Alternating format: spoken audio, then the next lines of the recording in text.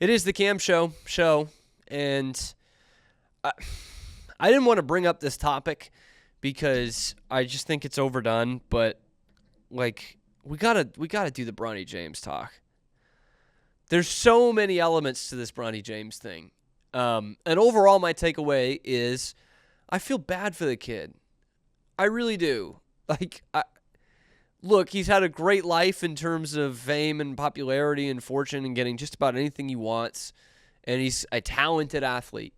But I don't think he asked for all that is coming his way. So this is born out of the fact, I wasn't going to talk about it, like I said, but I woke up to a notification this morning that I had missed at about midnight last night from Bleacher Report, which I get Boston sports news, Baylor sports news, and just breaking sports news. And this breaking news was Bronny James hit a buzzer beater. And by that they meant in the middle of the third quarter, he hit a shot that beat the shot clock buzzer. And underneath it in the subhead, it says it was his only basket of the game. To which I'm thinking, I am literally getting updates to my phone as someone who is, patently not a Lakers fan, updates every time he scores a basket in the summer league, in these high school gyms, against guys who really don't crack NBA rosters. What the hell are we doing? I know this has been going on for a month now, but what are we doing? We get it. In his fourth summer league game, he scored a basket. Congrats. And then, of course, the highlight is on my Twitter timeline. I can't escape this. So I bought into it a little bit. I watched it. I watched Bronny's buzzer beater. His shot clock beating third quarter cut the lead to 16 jump shot. And the building goes nuts. And I'm like, wait, why? I'm not saying jeer the kid or anything like that. He doesn't deserve that. But it's like the cheer he got was when the autistic team manager comes in and bangs a three. Like it's this great underdog story that a kid named LeBron James Jr. hit a basket in the summer league. Don't try to sell me on he's the plucky underdog that no one believes in. Because there is a fine line between him probably not deserving to be drafted by show of the fact that there are guys who weren't drafted or drafted in the few spots behind him that had better college careers and had better pro prospects. But that doesn't mean he's an underdog story. It doesn't. And I hope he can make a name for himself. But the bottom line is this kid should still be playing in college. He got 1 year on a bad team. He went through a major health scare that just hasn't been talked about since. Didn't know if he was going to be able to play basketball. And for a team that was terrible in USC, he averaged to play half of a game per game. He averaged under 20 minutes and less than 5 points a game. He didn't really give much to a bad team.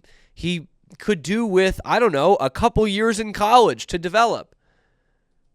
But his dad couldn't help himself.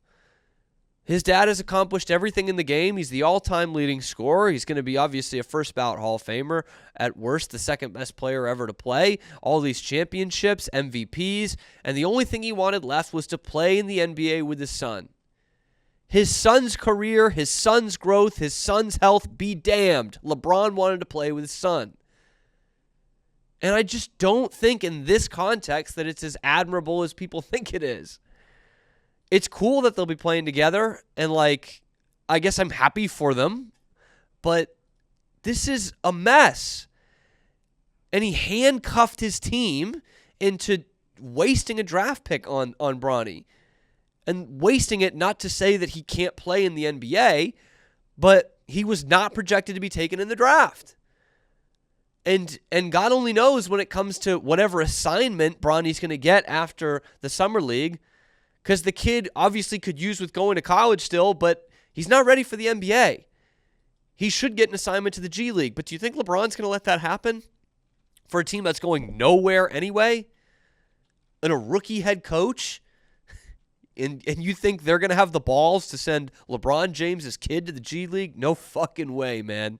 No way. He's playing for the Los Angeles Lakers this year, and he's going to make a couple $1,000,000 doing it. And it is sad. It reminds me of the Ball brothers, specifically Lonzo. He was the oldest, and Lonzo got this bad reputation coming into the league of this prima donna, this, that, the other, the big baller brand. And really, it was not Lonzo at all. It was his dad. Lonzo seemed a quiet kid, by all accounts a good teammate from everything that we've heard. But it was his dad who was an asshole and just everywhere. And while LeBron isn't going on First Take and saying that his son is going to beat Jordan in a one-on-one, make no mistake about it, LeBron Sr. is behind all of this. And if this kid had any other name, he would still be playing in college and probably developing, hopefully, into a pro. But instead, he does 1 year coming off a real health scare, doesn't produce for a bad team, and we just put him in the NBA. And I know there's been a lot of talk about nepotism in pro sports because it's everywhere. That's correct. It is everywhere. Coaches, ownership boxes, GMs, it's all over the place. But where the buck has to stop is the players. That's what makes sports great. It separates this crap. You can have a nepo baby owner who's going to ruin your franchise for years, but when it comes to the players, the talent should be the only thing that matters. The talent, their role in the team. That's what separates the men from the boys. That's why so many great, talented, but undisciplined players won't make it in the NBA. That's supposed to be the great equalizer. And now, really for the first time, it's not. Michael Jordan and Wayne Gretzky's kids tried to play baseball. It didn't work. They weren't good enough. Shit, Michael Jordan wasn't good enough in baseball. We see it with coaches and GMs and owners, but we're not supposed to see it with players. Because that's the investment on the court or on the field. And right now, the Lakers are potentially going to hurt their investment. Their team might be worse with Bronny James out there versus some other kid. Don't take my word for it. Ask the Finals MVP. While he tried to deny it, it looked like he was caught on camera at the Summer League game last night telling his new girlfriend, hey, Bronny, he's not a pro. I don't think he's a pro. And I agree with him. He backtracked, and most people would agree with him. Most players, most scouts, most analysts would agree. And that's why, ultimately, again, I feel bad for the kid. He's not ready for this. And it shows, and he's put his head down. He doesn't talk a lot. He doesn't. He kind of keeps to himself. He is, I think, trying to earn his spot.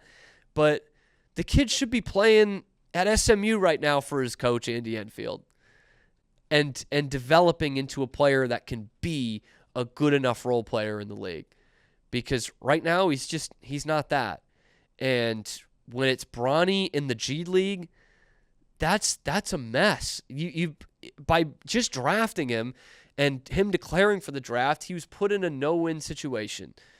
He's always going to be compared to his dad anyway. That's never escaping him, no matter how much he played in college or whatever. But add on top of that he's coming into the league prematurely, and if he's playing for the Lakers, he's Thanasis Antetokounmpo, and he's a meme, or he's playing in the G League, and they're saying, how does LeBron's kid play in the G League? The greatest player ever, and his son is in the minors. How embarrassing is that? He's in a no-win, an absolute no-win. And so I do feel bad for the kid. I hope it gets changed with the younger kid. If he's good enough to play in the NBA, that it'll actually take his time to get there.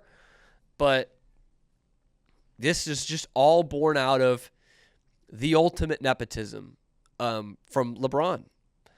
He wanted to play with his son so bad that he has jeopardized his son's career, and therefore I think taken a big chunk out of his son's life in terms of the mental toll that this could take, especially this first season.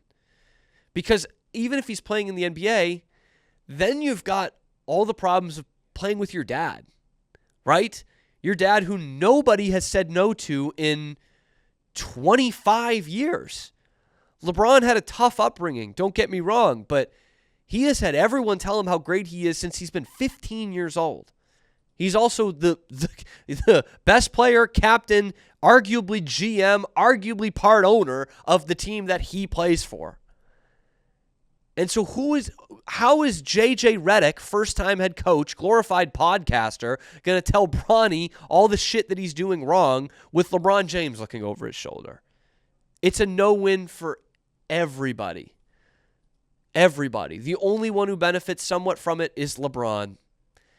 But his team doesn't, his GM doesn't, his coach doesn't, his son doesn't, his family might not. This is going to be a trying time. And I really hope Bronny can get through it, and I hope he becomes something of a role player in his NBA career. I hope he does. If he becomes Pat Beverly, man, that's great. That's an awesome career. And I hope he gets that chance. But this is going to be trials and tribulations, and it's just going to get more annoying for the average NBA fan this whole year. So please, please do me a favor. Do not alert me every time Bronny. Please don't alert me every time Bronny scores a basket in the Summer League. I get it. And at the end of the day, I'm pulling for him, but it's because his dad put him in a tough, no-win situation. That's all. It's the Cam Show, Rogue Media Sports Network. We are Rogue Media Sports.